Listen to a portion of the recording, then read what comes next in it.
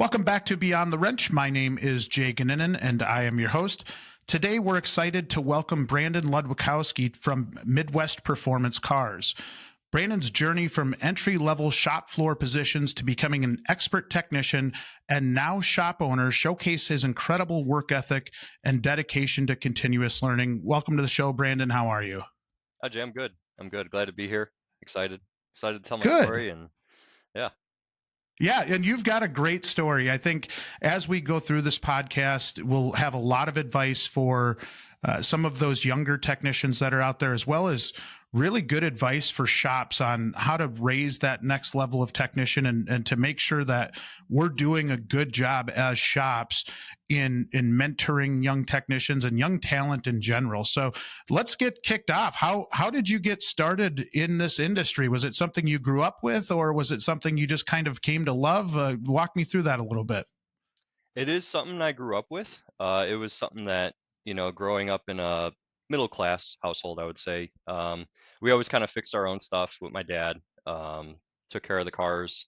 And then that eventually grew into when I went to high school. They had an autos program, basic engines, stuff like that. I just love fixing things. I love figuring out things. So with high school, did a lot of small engine repair class. Eventually moved up to motorcycles. Did a lot of engine rebuilds on motorcycles, stuff like that. It never got into motorcycles though, which my wife is very happy about. But I can attest to that. I'm the same way. Yeah. eventually moved into the to the autos program with my local high school, and then after that, just the car scene was really starting to blow up. Obviously, the Fast and the Furious movies were a big part of my life as well. I grew up with them, so it was just something that always kind of piqued my interest, and I was good at it, which was nice. And yeah, after high school, it was I was fully set on making it a career. Went to UTI in 2009. Did a auto and diesel program there. Realized that diesel was a little bit dirtier than I wanted to get into. uh, Yes. the whole fact of a tire falling over can kill you was a little bit made me hesitate a little bit. Daunting. A little daunting. Yeah. Yeah. I get Yep. that.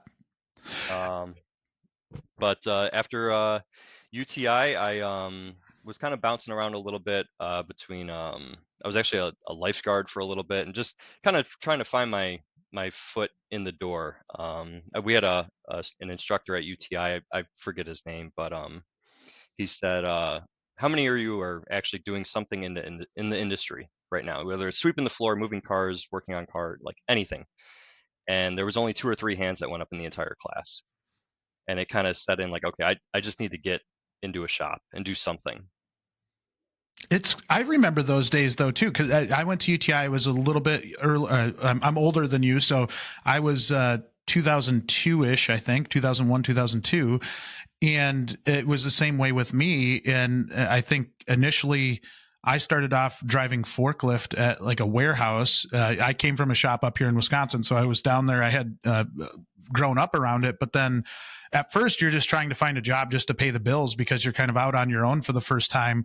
But then I had gone and worked for a very large national chain that everybody knows, but that was an experience. That was a real eye opener from small town Wisconsin, going down there to work alongside some people that had been around for a while and maybe had some of the bad habits, I would say, from the 80s and maybe even early 90s, but definitely learned a lot from that experience. But you're right. I think a lot of it was just getting your foot in the door at a shop. And that was, that was really important. And like you said, I think we as an industry could do a better job of getting some of those people that want, some of those young people that want to get their foot in the door in our doors and really get them exposure, because I think in a lot of ways, it's not the easiest thing, even for a tech school student, to walk into a shop and just say, "Hey, I'm looking for work and would love to come, try to help you out." They're just trying to find something that'll pay the bills at that point and make sure that you get food, right? It's Right. really elementary, but it's really true. Yeah. Yeah. I mean, my first foot in the door was a Toyota dealership where, I mean, it was high volume. Um, I think my first toolbox was actually a Crayola marker box. And I carried my 14 millimeter wrench, my 3/8 ratchet, my oil filter cup, and my oil filter wrench. And that's what I went to work with every day. And I had an apprentice that was, I look back now and thankfully he was tough on me, but I was under a good guy and he taught me a lot. So, and I mean, Like that's, those early days, absolutely. The importance of having that person that will not only welcome you in, but also challenge you to get better and make sure that you're doing things the right way.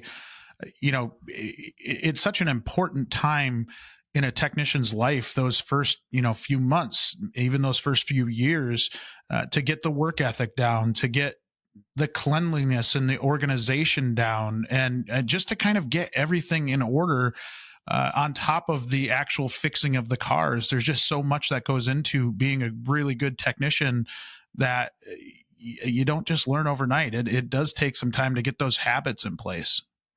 it definitely does. I mean, it years. I Years. remember, I think it was about maybe this 6 year mark where I was like, okay, stuff is starting to click. So I'm finally starting to understand things now. So Isn't that crazy? Like 6 years. And I think in a lot of cases in our industry, we'll get frustrated when somebody doesn't get it after 6 months, right? yep, And you're like, yep, as shops, we need to settle down and set our expectations a little bit, because in a lot of ways it could be frustrating for that entry level technician when maybe that light bulb hasn't come on yet, and you're like, okay, how many times is this going to take? But in reality, everybody learns at their own pace. They maybe, it takes a little bit longer, but it is so rewarding when you see a person have that moment where stuff starts to click and it starts to get easier for them. And it just takes time. I think we forget at times how difficult these vehicles are to work on. There's a lot that goes into it. yeah, yeah, and it's I like that you bring up, seeing that light, really like light up in someone. It's something that I do in my current role now every single day, and I love it. I love teaching. I love, it.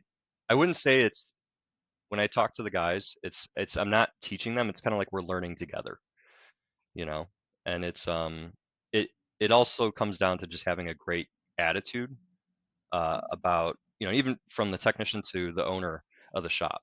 Um, having the great attitude of taking the time to learn them and nurture them and care about them and be with them. And then for the technician side is having the an attitude of being, a humble individual and understanding that, yeah, stuff is going to break, stuff's going to go wrong, but having the great attitude can kind of keep you going and carry you on. So Yeah, you need that in this industry. You need people that carry that positive attitude. I think that's what really leads to a technician having a rewarding career. And I want to dive really deep into all of that. But before we get to that, we do have to finish off your story here a little yes. bit, because we got to the entry level role at a Toyota dealership. How does that lead to where you're at today? Because it is it is an escalation, right? You've really worked your way up the chain.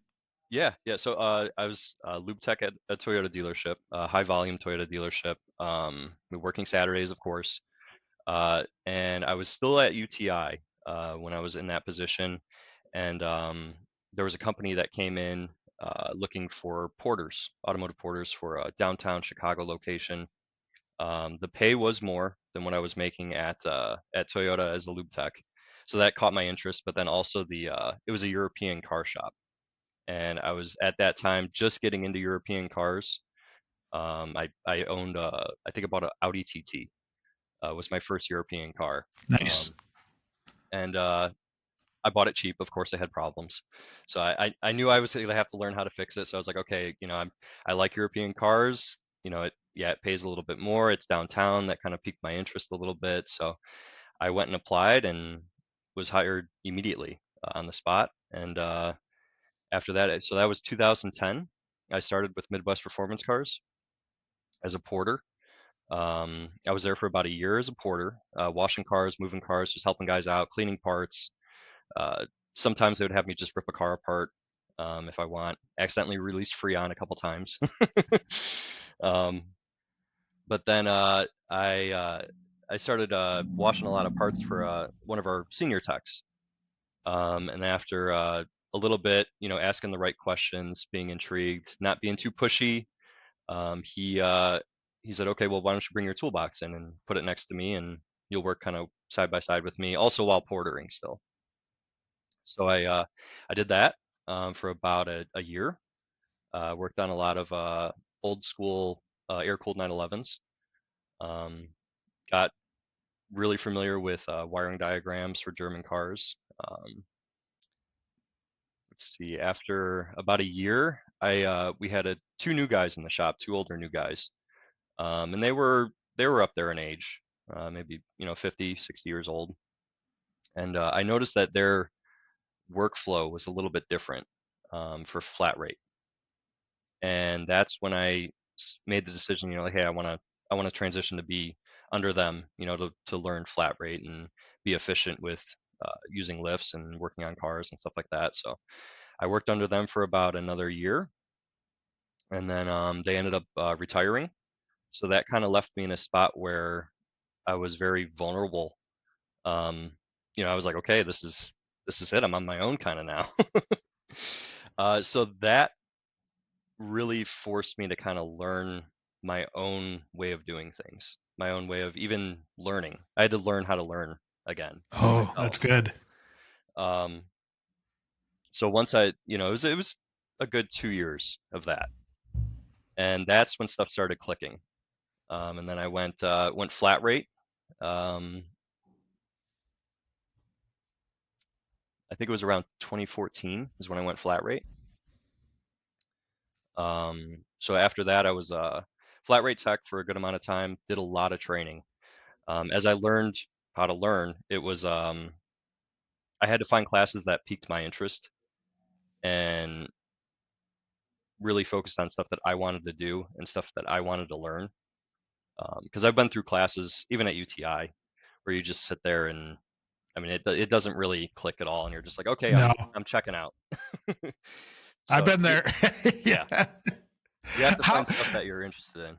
you do, and I think it's such a there's so many key things that I want to pull out of what you just said there, because I think there's a lot of really, really important things. And the first being, I totally get what you're saying when you're sitting in those classes and it's not clicking. And a lot of times it's not clicking because you haven't seen what you're learning about yet, right? So Right. once you're able to kind of take that base level of knowledge, put it into application, and a lot of times when you go to tech school, you might learn something that you're not going to use again for another 3 years, right? Like it's Exactly. something, if you're learning how to use a scope and you're not actually going to use a scope for quite some time, Yep.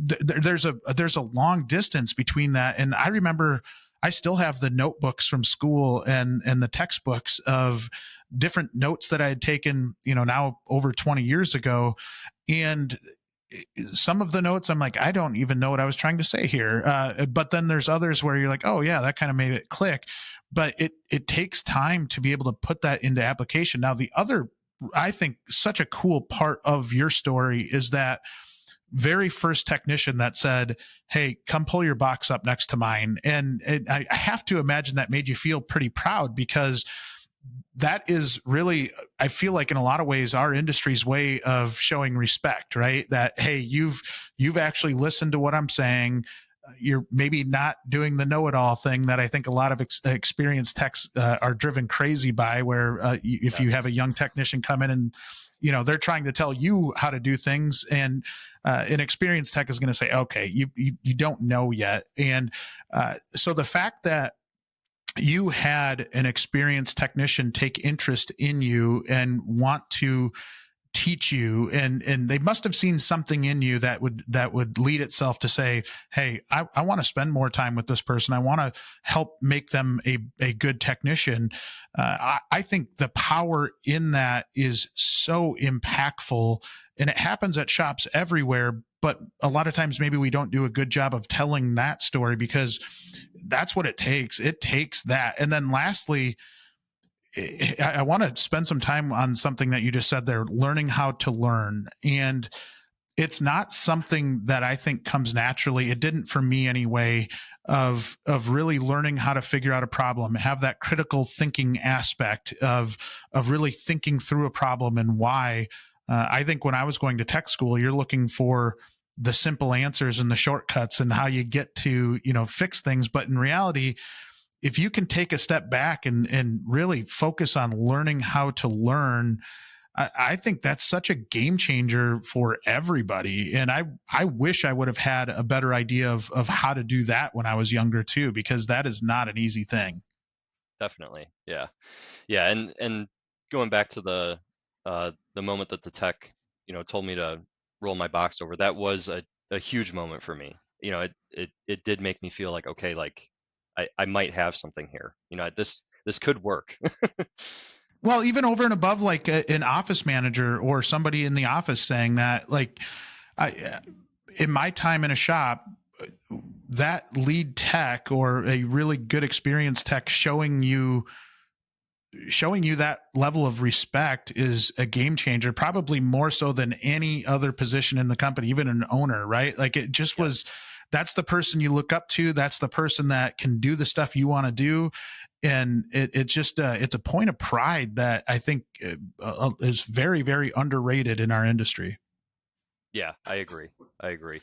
Definitely. And then the learning to learn, that was just something that when you're put in a spot where it's you're by yourself, you're vulnerable, and you have to kind of push to overcome the obstacles that are there. And yeah.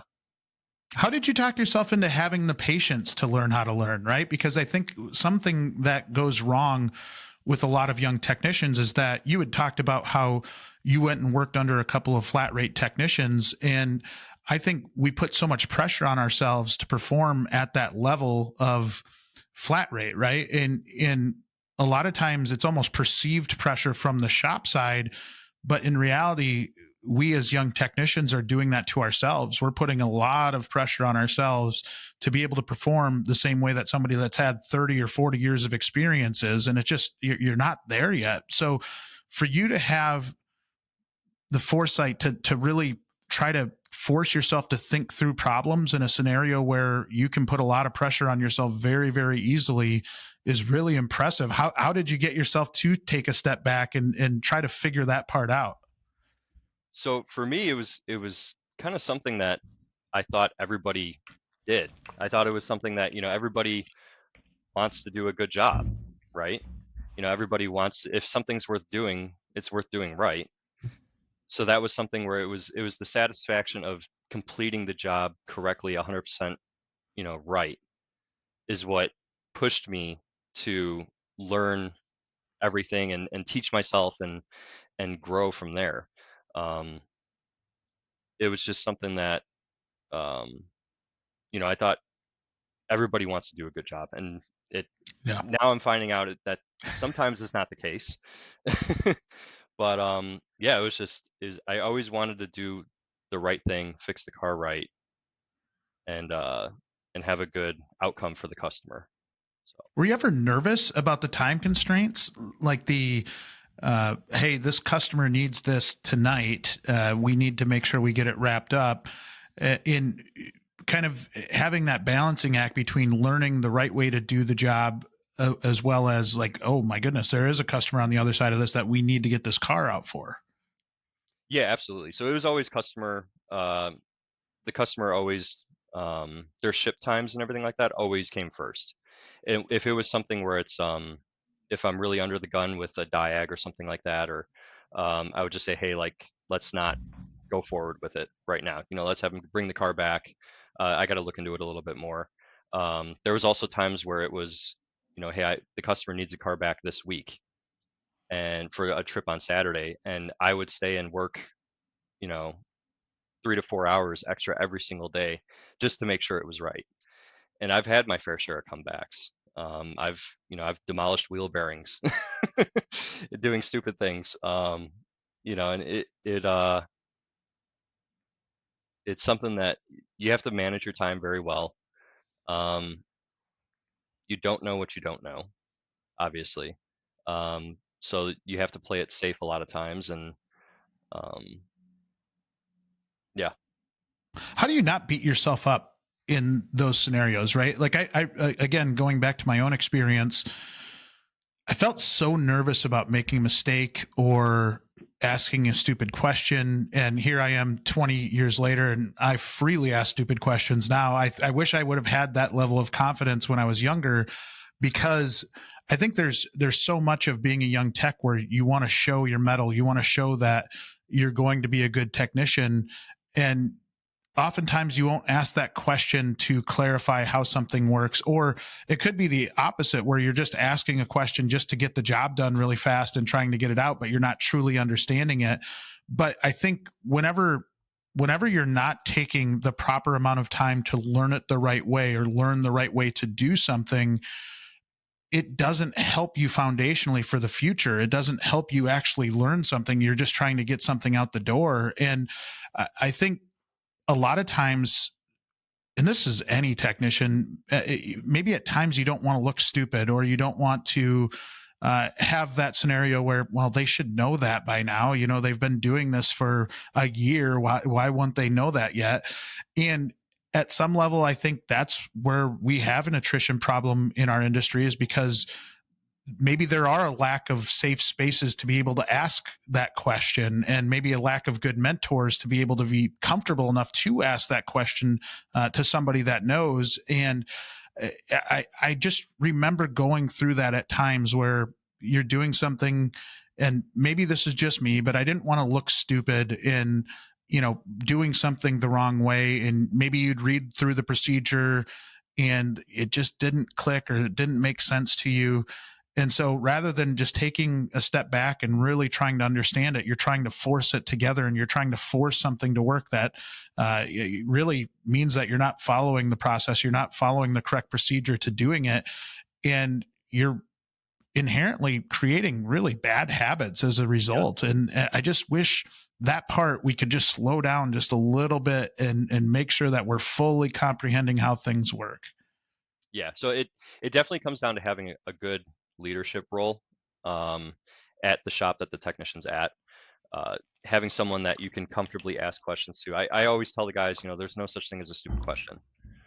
I've asked hundreds of stupid questions, and it only makes me smarter. So, Yeah. um, it so having that good leadership there, that they could have a comfortable environment to ask those type of questions, is crucial to growth uh, for a young technician or an apprentice technician.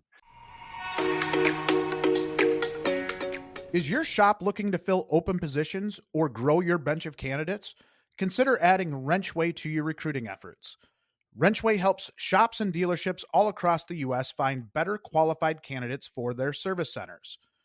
WrenchWay Top Shop memberships are only $150 per month and include unlimited job postings on the best job board in the industry, a guarantee of 10 qualified applicants, and the shops choose who is considered qualified, access to connect with and help over 650 high schools and post-secondary schools, and much more. Learn more about WrenchWay's Top Shop memberships by visiting wrenchway.com and selecting the For Shops tab under the Solutions dropdown. Link is in the show notes. As you've made the shift from the shop floor to more of a leadership position, more of a training type of position, what advice would you give to other shops that are out there in terms of how they go about this? Because I have to imagine there's times when it does get frustrating, and you think, hey, this should have clicked with this person already, and it hasn't. What advice would you give to shop leadership out there that is maybe stuck in a perpetual frustration that they can't seem to get out of? Because when I talk to shops, I think a lot of shops almost need to look in the mirror a little bit, because if they're getting Exactly. young people in the door and then they're constantly frustrated that these young people aren't turning out to be good technicians, it's probably not so much the student as it is the teacher, right? And Yep. we need to maybe adjust our approach a little bit. Yep. Yeah. So it's a lot of taking ownership. It's a lot of looking yourself in the mirror, like you said. It's saying, if okay, if I've told someone or if I explain something this many times to this person, they're still not getting it, maybe I'm explaining it wrong. Maybe I need to look at a different way of rephrasing what I'm telling them. Maybe I need to just rethink the way that I'm going about my training, stuff like that. Well, you seem like a patient person, though. And I think some of it is the person themselves, right? The person that's actually doing the teaching. And I give you a lot of credit for it, because I do think it takes the right person to be the person that's training up the next generation of talent or offering that mentorship, similar to the first one that really kind of took you under their wing, right? Like, it just takes that right person. And I think a lot of times, at least from my experience, we see a lot of young techs go into that lube bay and they just kind of disappear, or we throw them into roles where they're not ready for yet, even though they might think they are ready. And this constant struggle. And I think your ability to be patient, again, going back to the leadership side too of your company, and that you are patient enough to see it through, and to see that you can train somebody. And I think you guys having a dedicated position to that is so innovative. It is so cool to see, because in my eyes, if you don't have that, what happens is it either falls on the service manager, or we'll try to put them alongside our best tech, even if they're not a good communicator. And when we stick them out there and they're not getting it, it's a lot of times because we're not proactive enough in how we're raising them up.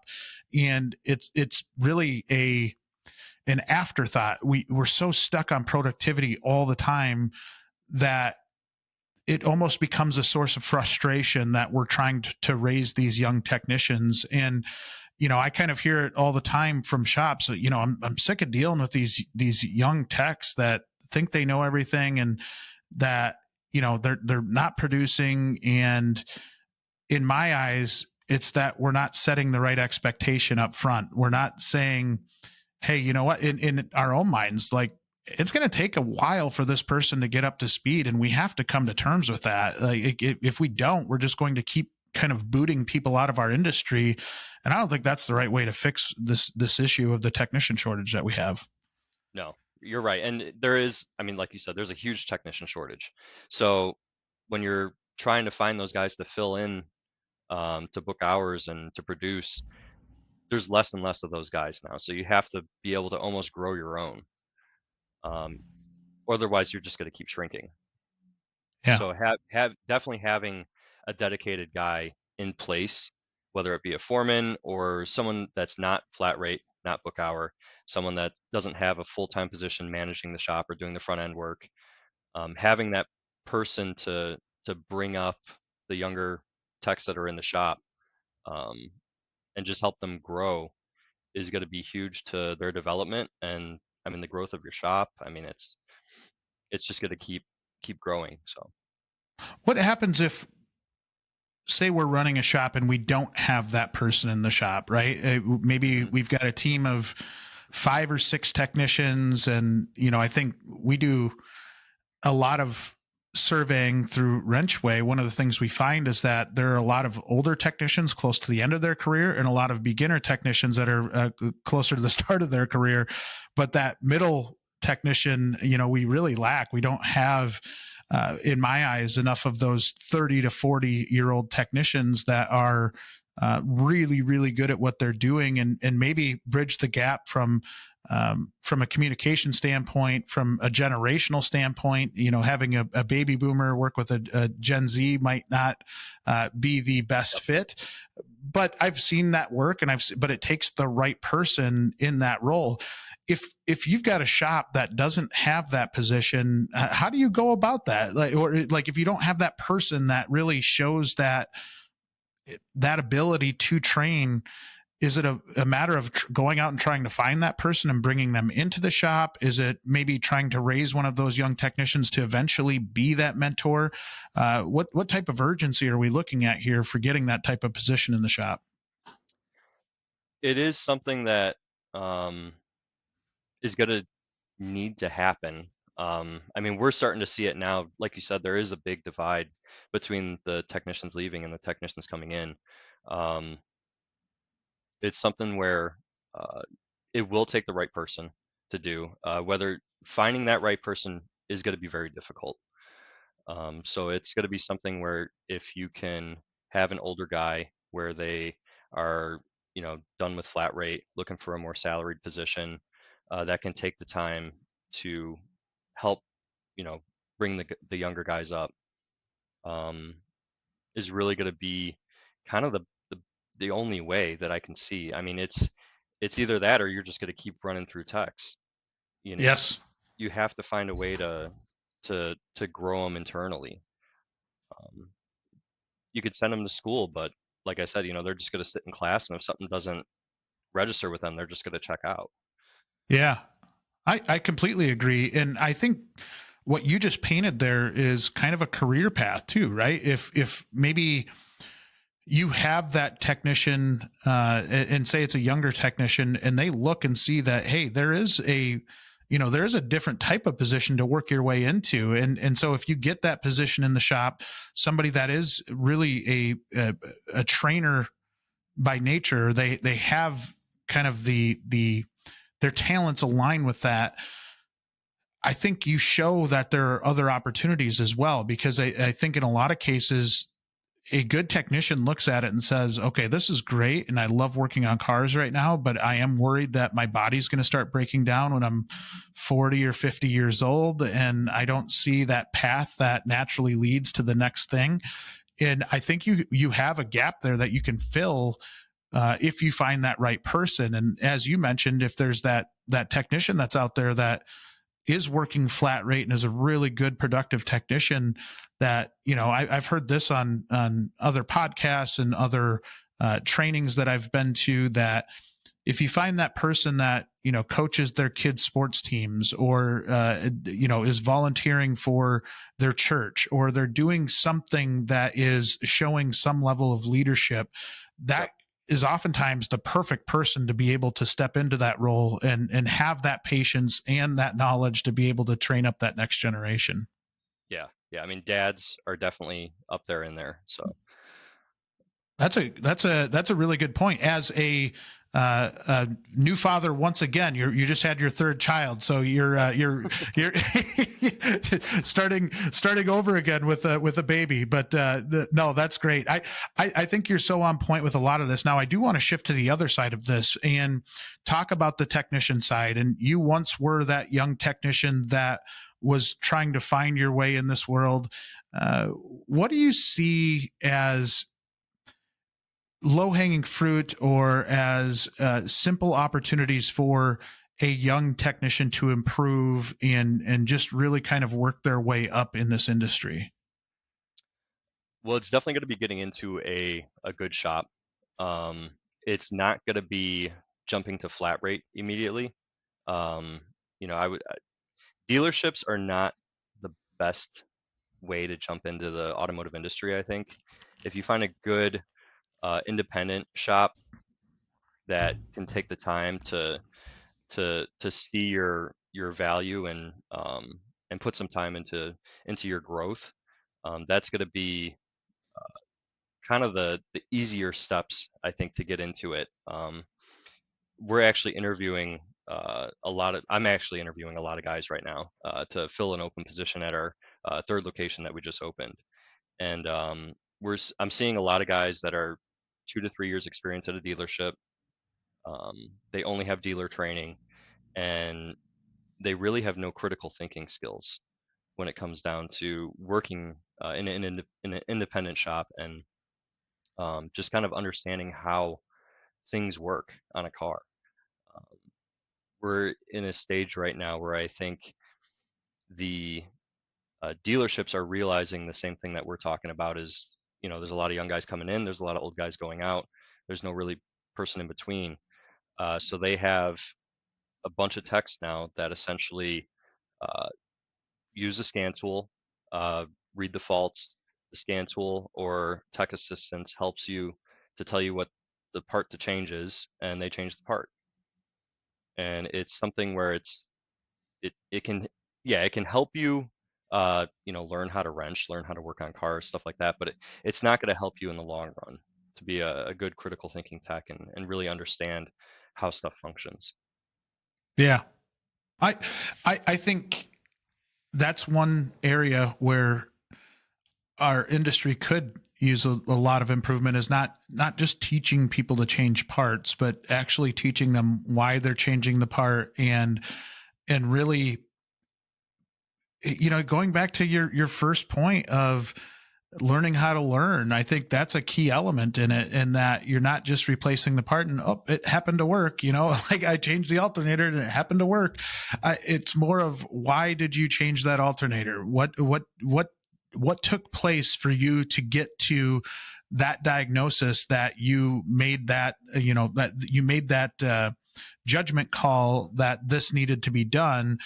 And I, again, like, think for me, growing up in the industry, that was one thing where I was just really happy to make it work again. I didn't know Right. exactly at times why it worked. I just followed the steps and got there.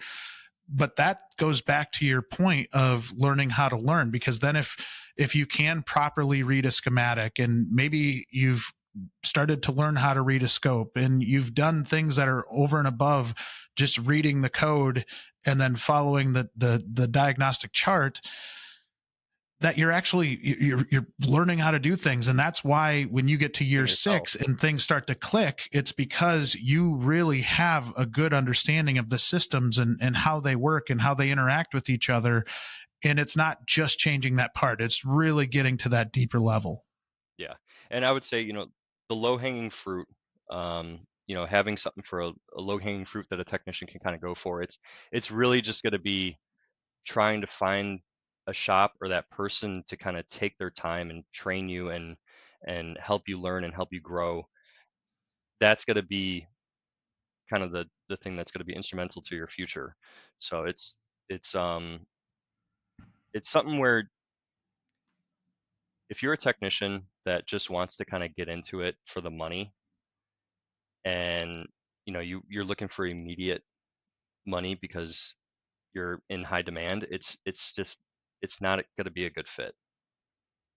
No, It's no, it's not. And I think that is one of the frustrations too, is that I know there are programs that will promote that you're going to make a lot of money, and you're going to make a lot of money right away. And in a lot of cases, I think they have to do it because they need to fill seats in their classrooms to be able um, to run either a good program to get the funding that they need, whether it's through the local community college to any big school.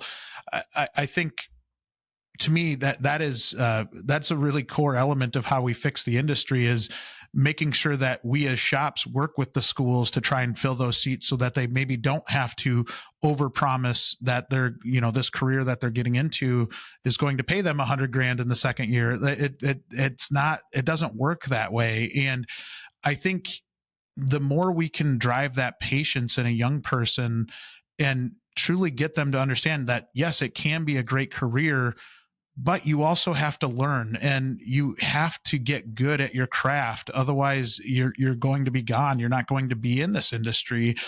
And the more we can just be straight up honest with a young person and still have the intrigue to come into our industry, still have the intrigue from that young person to come into our industry, I think the healthier our industry is going to be. But it takes the industry perspective. It takes people getting into shops and really seeing what it's like, to find the right people that come in, and not just another another body to fill a seat. We need the right people to come in. And a lot of times I feel like we gloss over that part. It's just about how are we getting students into the classrooms. And again, I just think there's so much we can do as an industry to help support these schools so that they don't have to get to that part. right. And another big part of it is looking, the dealerships, the shop owners, is looking at yourselves also in the mirror and just saying, what am I doing to kind of help the individual, or what am I doing wrong? Is this my fault, for creating this kind of environment where it's just a revolving door, and techs come in and come out, and I'm not, I'm just looking for someone to fill a hole. That's not a good approach, right? Like No. and so many of us are that way because we're desperate for techs and we'll do whatever it takes to get people in to do the work. But in doing so, you're kind of ruining your culture. You're not having Exactly. the right quality of person, and you're not having the people that fit your team. And to your point, finding that person that you just get along with, right? That's such a key element to any new position, but getting in and having that person that makes you feel like you're at home and that makes you feel comfortable. If you don't have that, and there's still a lot of shops out there that treat it the same way I grew up, right? Which is I had to learn the hard way. You're going to have to learn the hard way. And it's almost like this cold interaction where you're not getting that warmth of like, this is a supportive environment. It's not, it doesn't feel very supportive.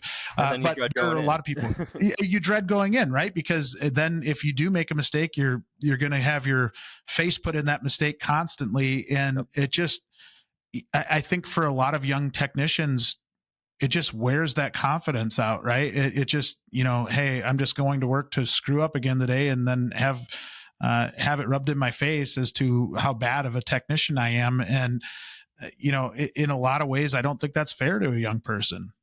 Yep. No, it's not at all. And there's a big thing when it comes down to the culture in a shop. It's we go by hire character, teach skill. So you have to hire someone that's willing to learn, willing to take the time to be taught and grow, and have a clear path for them, so that they can see kind of like, okay, I've done these things, I've gotten this far, this is the next step, and so on and so on. Yeah, I couldn't agree more. And the more you do that, the more I think you're going to have the culture that you want. You're not going to have maybe.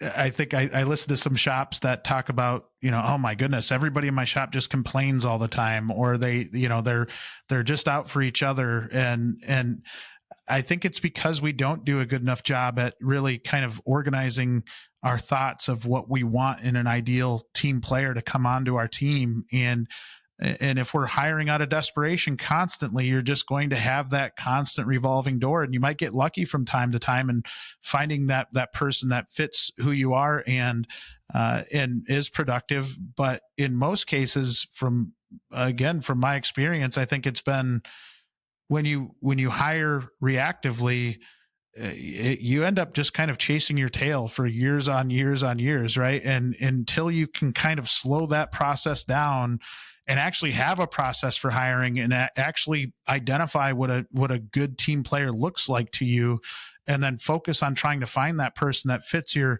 values and fits who you are as a company. It's a frustrating cycle that we see a lot of shops just never get out of. It is. You definitely have to hire slow, fire fast. It's to protect the culture. I mean, it's something that, yeah, like you said, having a clear, hiring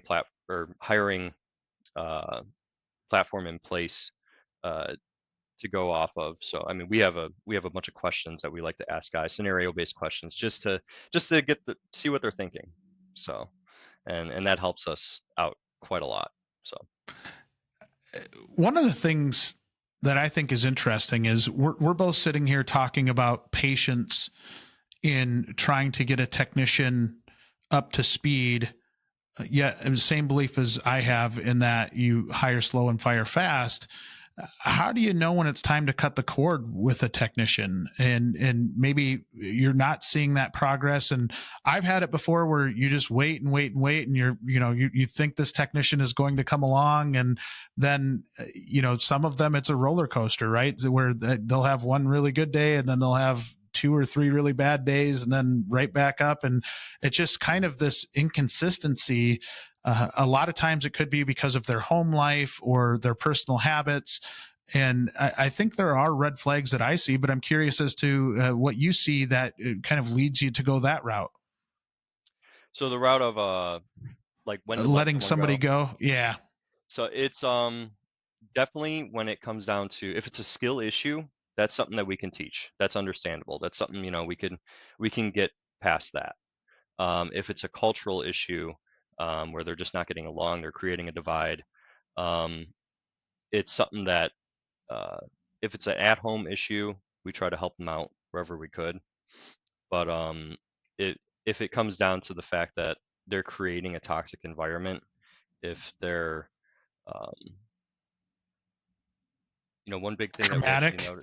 noticed. Right. One thing that we actually noticed was, we hired a guy because he was amazing on skill. He was everything. He fit every box that we were looking for skill-wise. He was very money motivated. So I was like, okay, that's okay. We could get kind of past that. Looking back now, that's a red flag. But a big, like, the final nail in the coffin for us was when a customer came in and noticed. He's like, it's different here. Like, it feels different. Like, it's not the same place that it used to be. And that's when it was like, okay, like, yeah, this guy's got to go. So it wasn't just your perception anymore. It was an outside person coming in and saying that there's definitely been a change here. Yeah, definitely. It's kind of like your culture kind of reflects back onto your customer base. It reflects in the quality of service. People always kind of buy from people, I thought. Yeah. So having a good culture in place where, they make it an enjoyable place to come to, really, sets it apart from other shops, but also it just creates and keeps a healthy environment, for the customers, for the employees, for everybody. Yeah. I always say that it's hard to identify a bad culture unless you've been in one. And I've been in shops that did not have a great culture. A lot of times it's driven by maybe some of your more experienced technicians that have a bad attitude, either towards the industry, towards your shop. And when you get that kind of lead voice in an opportunity that it spreads, it's hard to get that back, because then the opinions of your younger technicians have changed. I think even the more experienced technicians, as they hear that every day, that negativity, Yeah, it's hard to reel it in. If it gets to that point, it's poison, and you got to cut it out.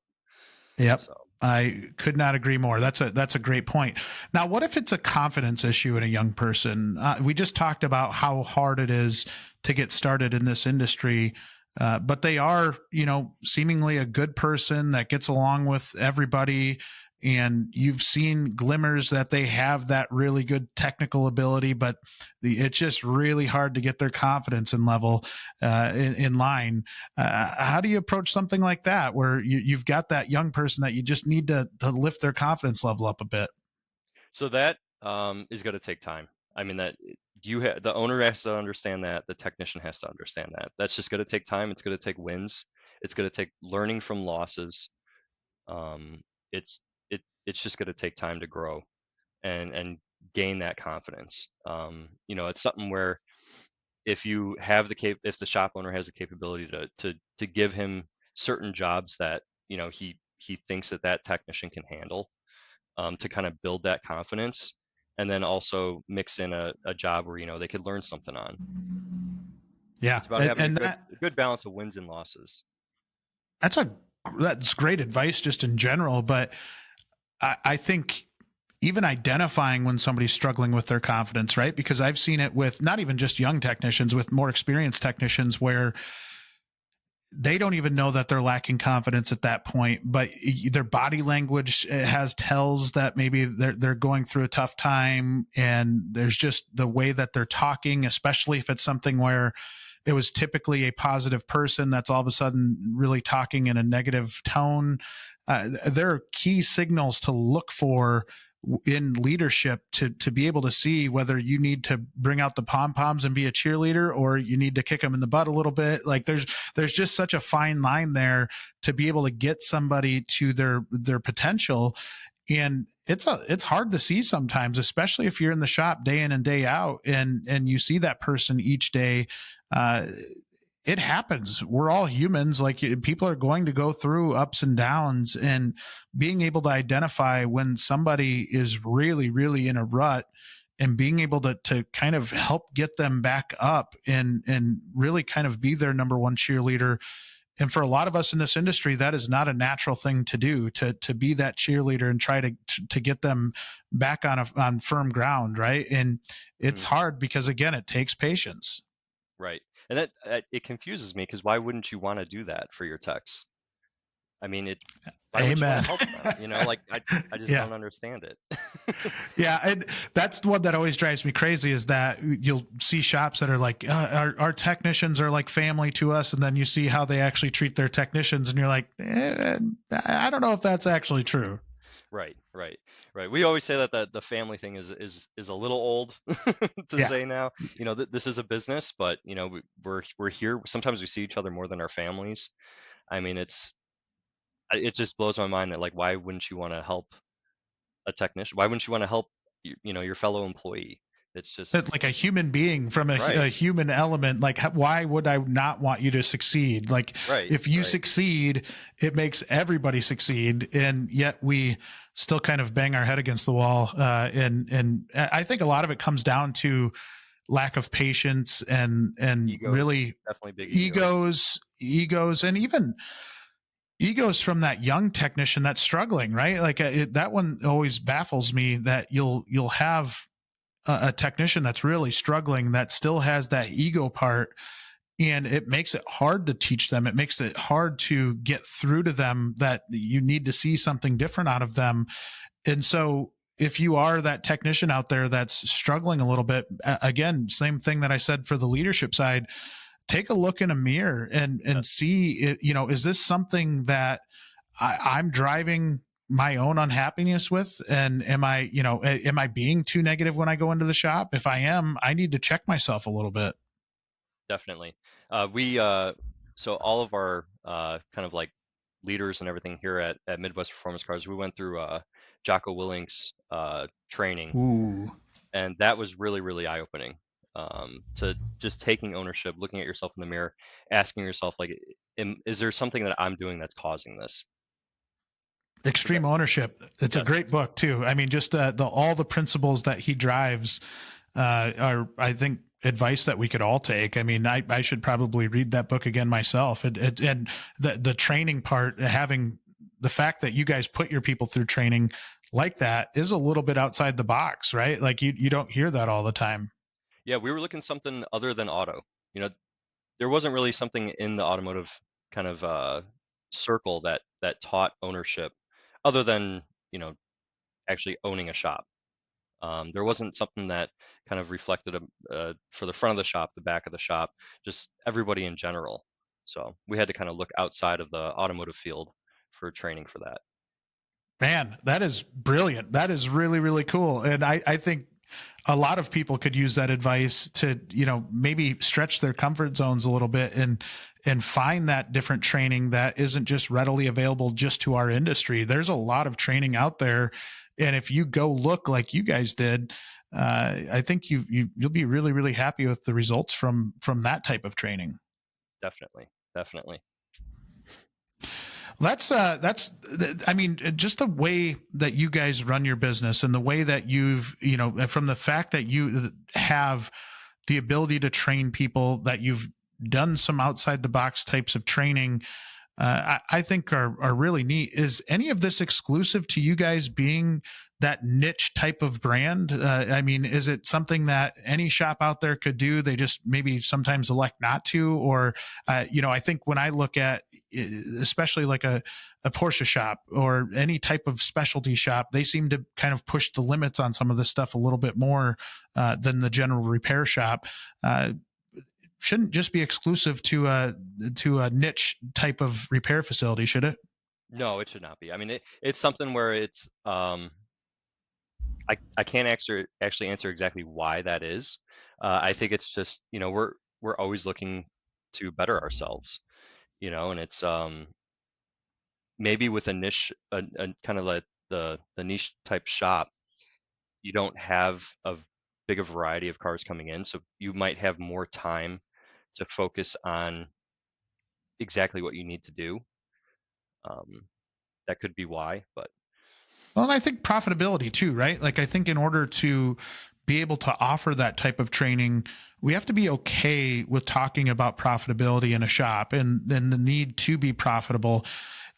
How do you communicate that part to your technicians, right? And make sure that they understand that, what you're doing each day is leading to us being a better business and allowing us to be able to push the limits on bettering our entire company and bettering the individuals within the company.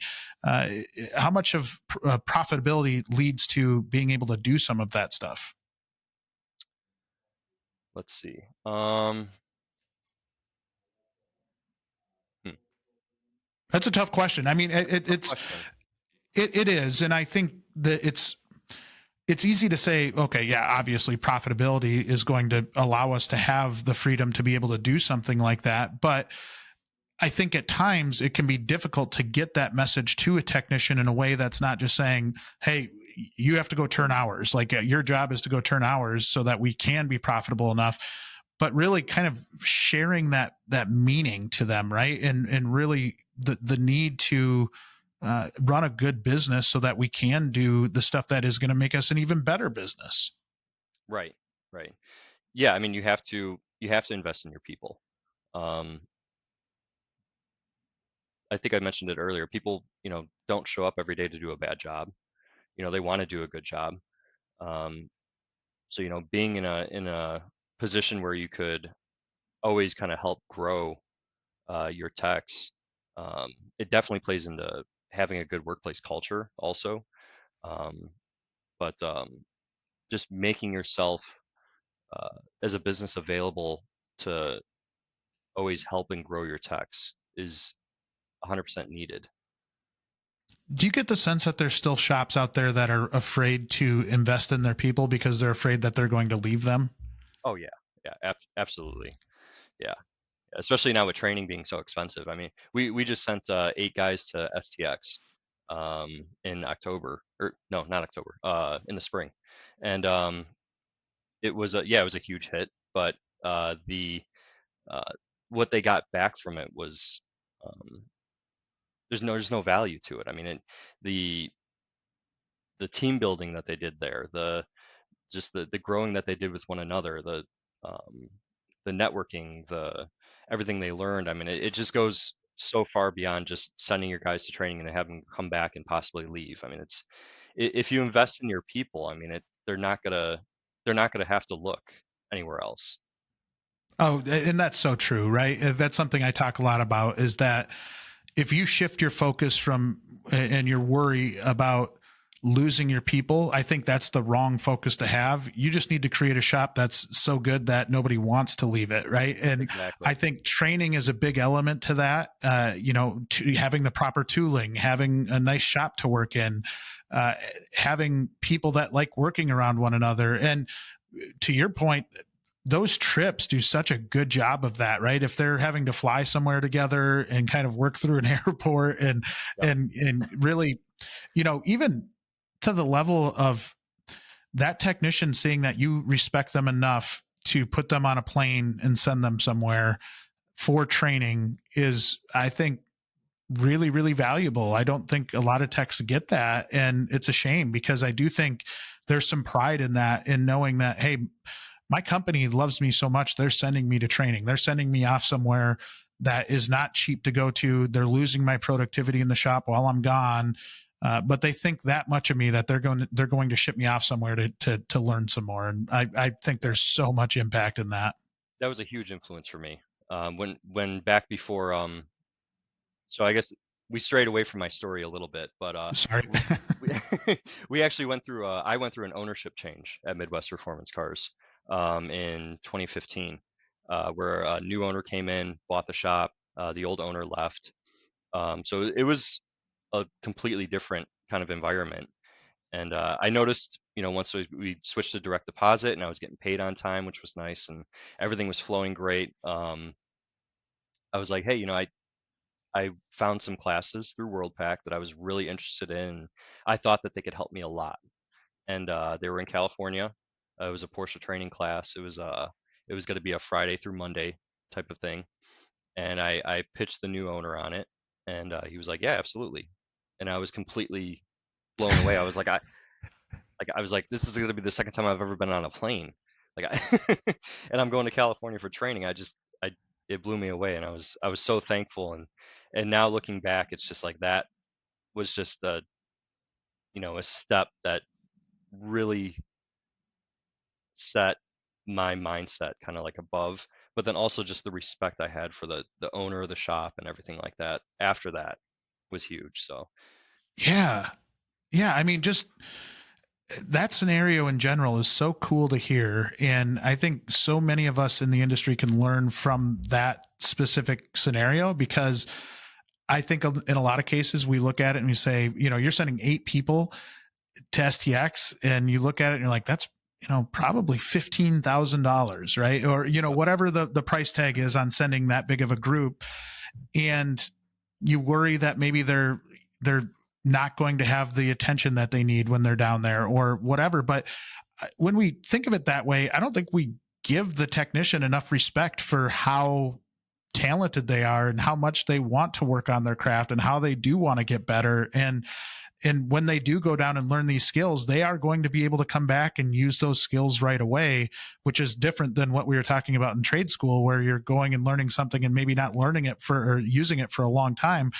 There's so many classes that you can pick out that are going to help you out, and they're going to continue driving confidence. They're going to continue driving team camaraderie.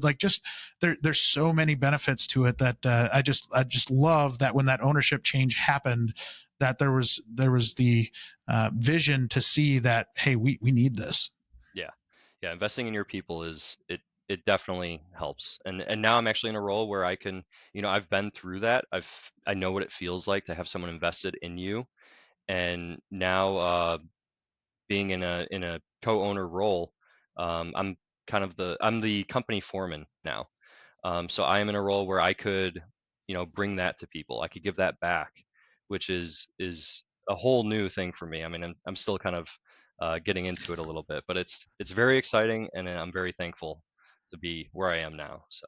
Well, how rewarding is that? You get to take the things that you learned over your already very successful career and be able to impact new technicians and just be able to have that legacy building type of stuff for your own career that I think is more rewarding. I mean, obviously we all need money to live and we need the money for all of the other things we like to do, but that legacy stuff and having maybe that person that right now is 20 years old can look back and say, hey, you know what? Brandon was the one that took me under his wing and really taught me. It has the same level of impact that technician that took you under his wing had on you. And I think the more we get to that point in our industry to where we have really good people that are teaching the right way to do things and the right way for a young technician to come up, it's only going to have a hugely positive impact on our industry. And I thank you for being a huge part of that. That is, it is so cool to hear your story and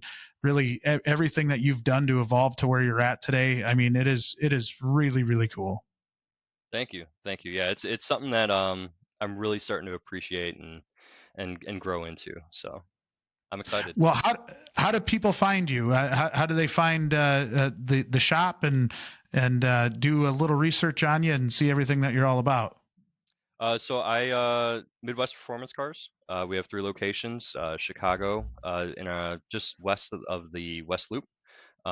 We have a new location in Westmont, which is a western suburb, and then a Northbrook location, which is a northern suburb of Chicago. So you can find me